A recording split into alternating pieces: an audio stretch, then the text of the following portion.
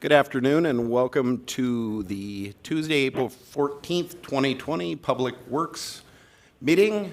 And now it's time for a roll call and determination of quorum. Your mic is not on.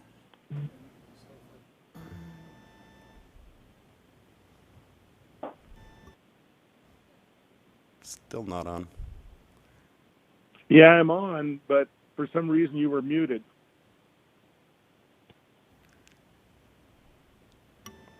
Armstrong, Here.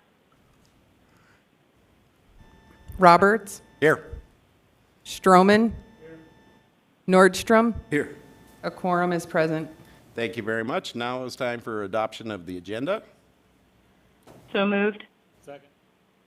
We got a motion by Councilwoman Armstrong, a second by Councilman Stroman. All in favor?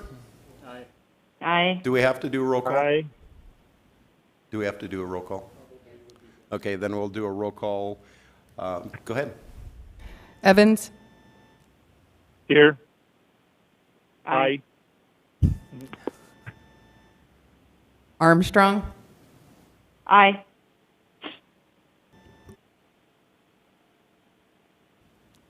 Roberts, Aye. Nordstrom. Aye. Motion carried unanimously. And now we are on to adoption of the agenda. Does anybody have anything they would like to, or no, adoption of the agenda, so we'll go to roll call vote again. No? We just did it? Well, We you just got me did that. confused. Okay, now we'll go on to general public comment. This is a time for members of the public to discuss or express concerns to the committee on any issue not limited to items on the agenda. Action will not be taken at the meeting on any issue not on the agenda except by placement on the agenda by unanimous vote of the council members present. And we have one. Public comment was submitted by Dale Walker from Hanson Lane, Rapid City, South Dakota. I appreciate the recycling opportunities for yard waste. However, at 75 years old, it is increasingly difficult to lift reusable bags of yard waste 3 feet over my head to empty them into the skip. Could you please consider either building ramps we could drive up beside the skips or putting the skips in trenches so we can recycle without heavy lifting? Thank you. Thank you very much, and I believe that's the only one, nobody in the audience. So I will close general public comment, and I will move on to consent items, items 1 through 14. Does anybody have anything they want to pull? This is Evans. I'd like to pull number 5, please. Thank you. Anyone else? And this is Laura Armstrong. I'd like to pull number 9 for discussion, please. Thank you very much. Anybody on the dais? If not, I'll look for a motion to approve everything except for item 5 and item 9. So moved. We have a motion by Councilman Stroman, a second by Councilman Nordstrom, and we'll move on to roll call vote. Evans, Aye. Armstrong, Aye. Roberts, Aye. Stroman, Nordstrom. Aye. Motion carried unanimously. Thank you very much. Now on to item 5, authorize mayor and finance officer to sign purchase agreement in the amount of $51,300 between the City of Rapid City and Abel A. Harmon, and authorize the Public Works Director to accept a warranty deed for Lot 3 in Block 5 of Lampert's Addition, the City of Rapid City, Pennington County, South Dakota, exempting therefrom any highway right-of-way. And Bill, I believe you want to speak. Yeah, I had a couple questions about this, and I've been doing research. First of all, it was quite difficult to, get all the background data on this. And so in the future, I think when we're asked to do something like this, we should have maps included so it doesn't take us so long to research it and find out exactly what we're voting on. So that would be a nice courtesy to have, because we got several of these things we're checking on. If we spend 2 or 3 hours on each one, it gets to be quite consuming. So I would ask, before we'd approve this, we always include a map on such things so we know what we're talking about. But the other thing I'm a little bit concerned about on this one is I see that this property was purchased by the current owner in 2018 for $21,000. Now I see that it's being appraised and offered for sale at $53,000. And I'm just curious, knowing that site, as to why all of a sudden the land doubled in price over 2 years. And so my tendency on this, until I have more research done and I find out what I'm voting on, is to vote no on this particular thing at this time. So thank you. That's all I have to say. Thank you, Bill. Anyone else want to speak on this item? Del Tech? Yes, thank you, Mr. Chair.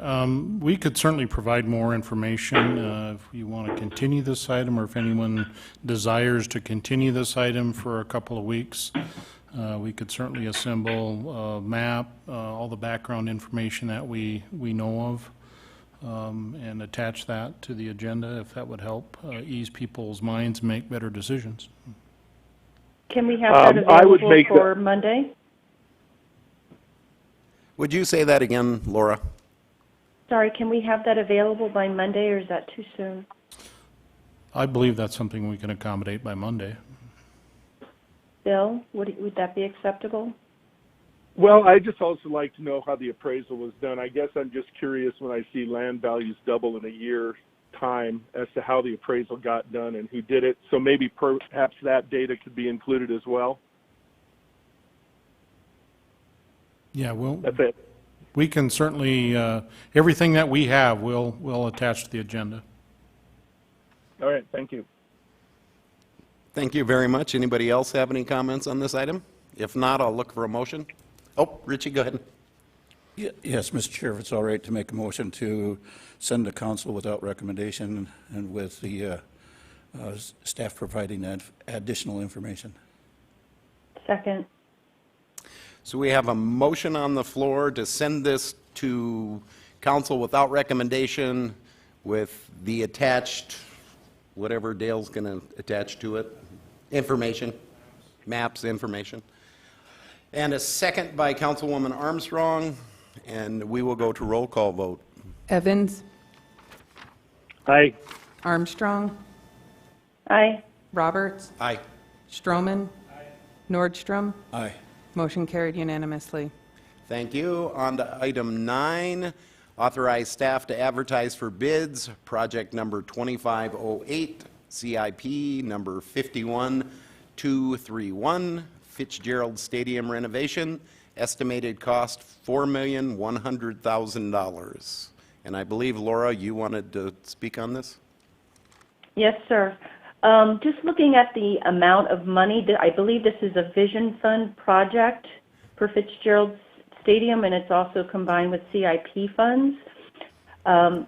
Given that we're looking to kind of tighten our belt, I don't want to create any controversy here, but I'm going to respectfully request that we postpone this for a month or two, maybe like, I'm thinking second meeting in June. I think it's the 23rd. If we could just postpone this item to that time, I would appreciate some consideration. And I believe we have a motion on the floor, then I'd be looking for a second. I would second that, and I'd like to comment if possible when I get a chance. Go ahead, Go Bill, ahead. you can comment now. I agree with Lisa that there's a time and a place for everything. I personally am really excited about this project, being a baseball fan, and I think our history in this town certainly warrants the expense to improve that facility. I do think, however, given the situation, this becomes more of a want and not a need, and we do not know, frankly, if we're going to be able to pay for that given the current situation. So I would say we delay a little bit till we have a little more data to work with and accurate projections about what our, incoming monies are going to be. So I agree with Laura's idea that we just postpone it for a bit. Thank you.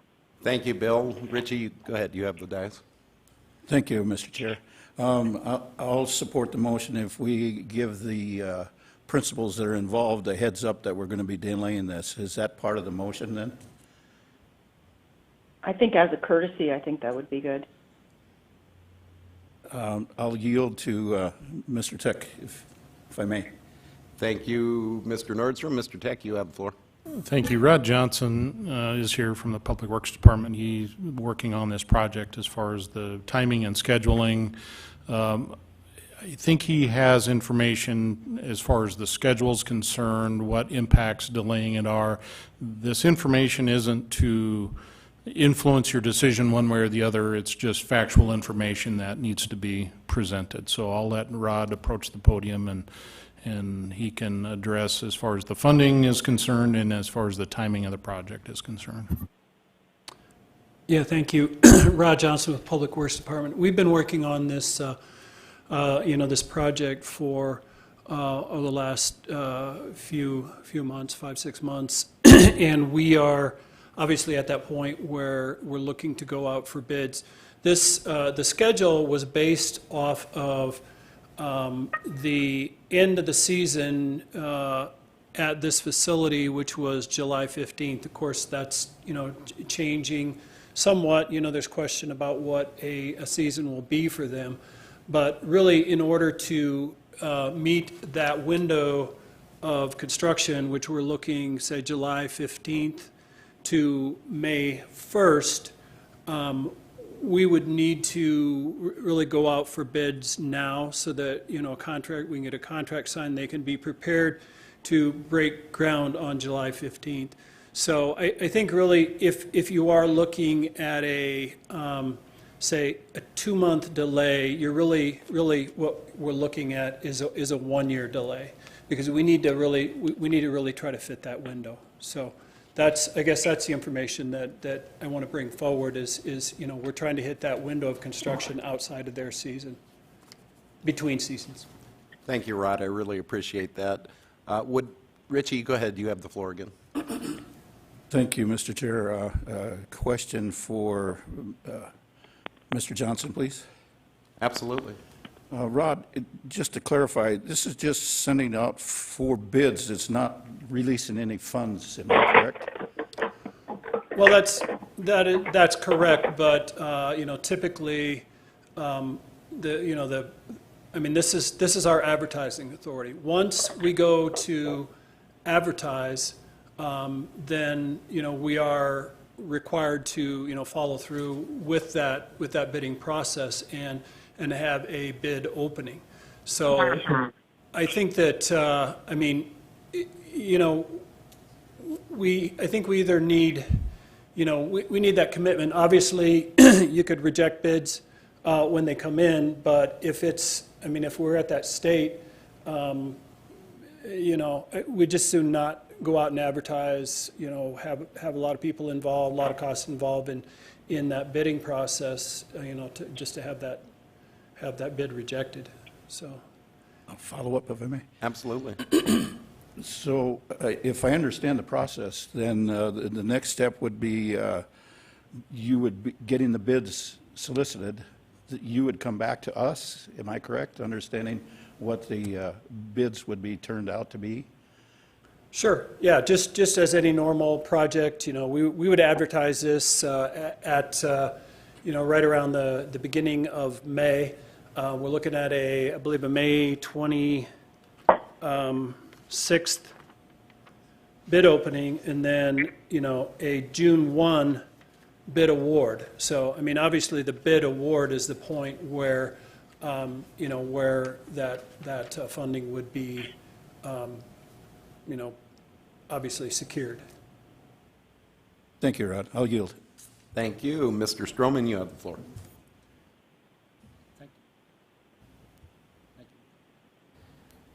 May I ask Rod another question? Absolutely.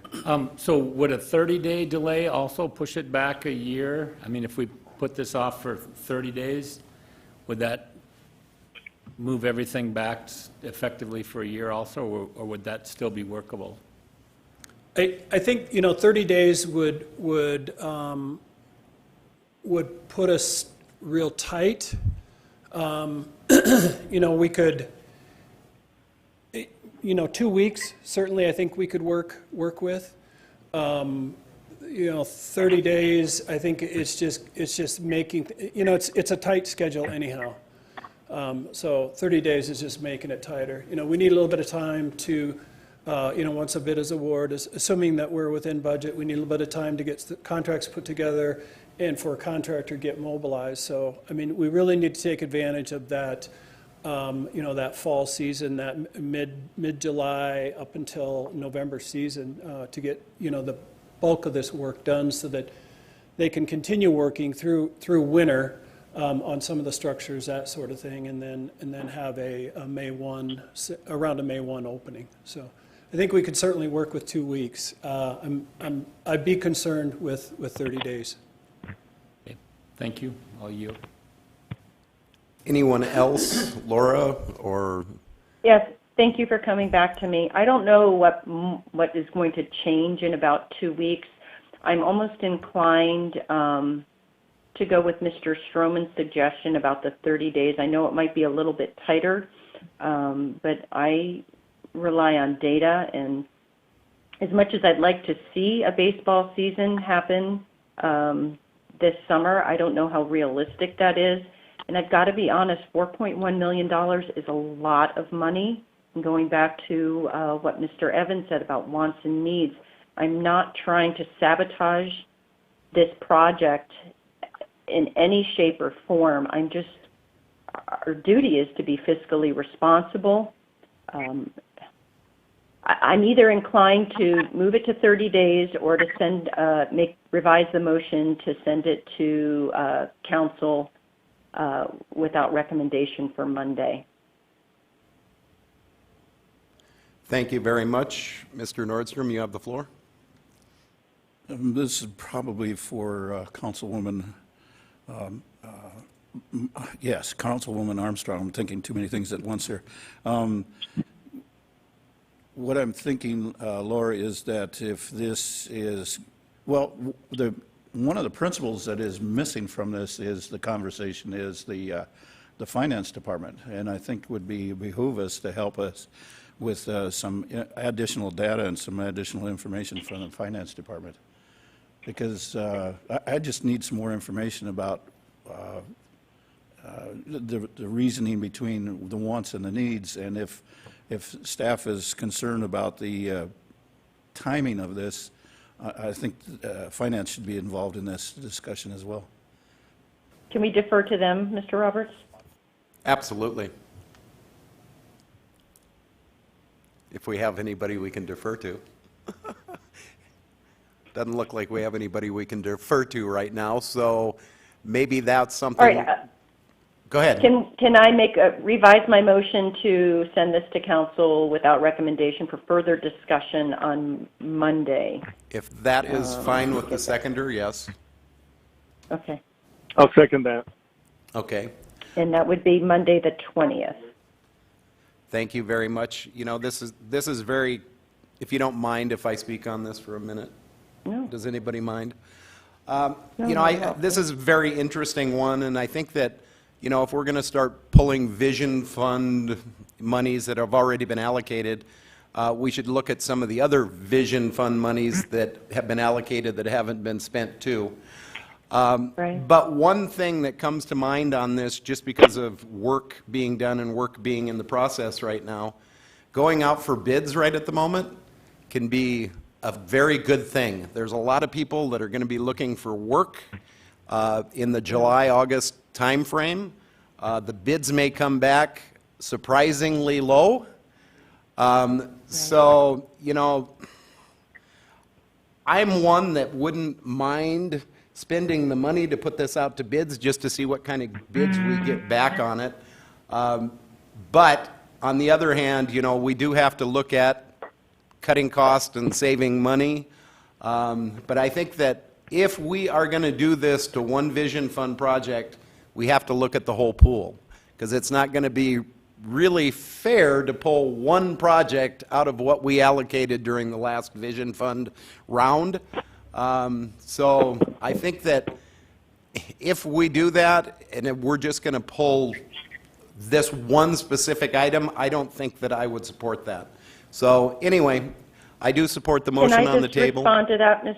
Can I just, I'm not looking to pull the project. I was initially just looking to postpone it. I completely understand your comments, and I just think it's important. I think there's a bigger discussion here, and I think it would be better to do it collectively with all of our council members on Monday, because I don't think anybody's wrong here. And again, we're not looking to create any animosity with our Fitzgerald Stadium group. But we're in unprecedented times, but I think we just need to have a little more discussion on it on Monday. And I totally agree with you. Totally agree with you. And I think that it'll be a good discussion Monday night, and I'm glad that it's going to council without recommendation. So hopefully people that have a stake in this can get their input in too. Yes. So. Yes. Exactly. Anyway, if there's Thank no other discussion, go ahead, Rod. Yeah, thank you. I just wanted to add one thing. This purchasing authority is, it's at what is it, 3.1 million? 4.1 million. Or 4.1? Okay, sorry. We approximately a month ago came to you with a purchasing authority request for artificial turf at $500,000. And then, we do have some soft costs related to design, so on and so forth.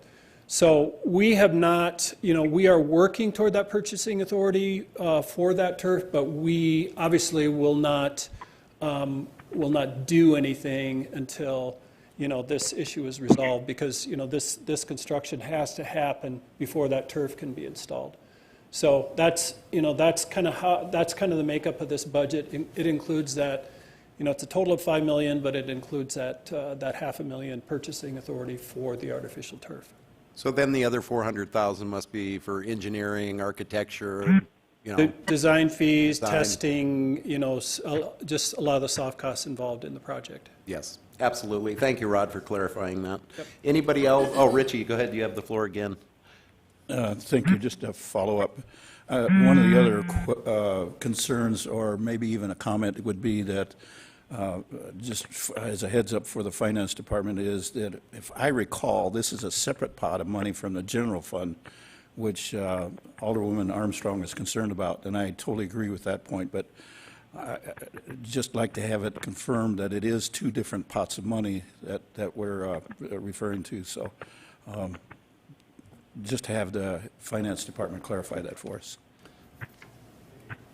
Thank you very much. Go ahead, Rod, again. I guess I think I can clarify that for you. It is actually vision funds and CIP funds, so it's not general funds. Thank you very much. Any more discussion out there? Laura, Bill? I'm satisfied. So we will go to a roll call vote. Evans, Aye. Armstrong, Aye. Roberts, Aye. Stroman, Nordstrom. Aye. Motion carried unanimously. Thank you very much, and that's the end of the consent calendar. We'll move on to the non-consent item. Item 15, I will open public comment. I don't have anything that came in email. I don't have anybody jumping up and down the audience, so I will close it. We will move on to item 15, approve partial abatement request for stormwater drainage utility fee for KTLD Co. LLC for property located at 1221 Santana Court, tax ID 63320, in the amount of $27.47. This was continued for March 10th, and staff recommends approval. Anybody want to speak? Richie makes a motion to approve. I need a second. Second. Second from... I'll second. Stroman beat you, Bill, sorry. So we have a motion by Councilman Nordstrom, a second by Councilman Stroman. All in favor? Oh, wait a minute, I'm sorry, roll call. I knew I'd forget one more time. Evans, Hey, Armstrong, Aye. Roberts, Aye. Stroman, Nordstrom. Aye. Motion carried unanimously. Have a motion to adjourn by Councilman Nordstrom. A second by Councilman Stroman. Roll call vote. Evans, aye. Armstrong, Aye. Roberts, Aye. Stroman, Nordstrom. Aye. Motion carried unanimously. Thank you very much. Great meeting today. Thank you, John.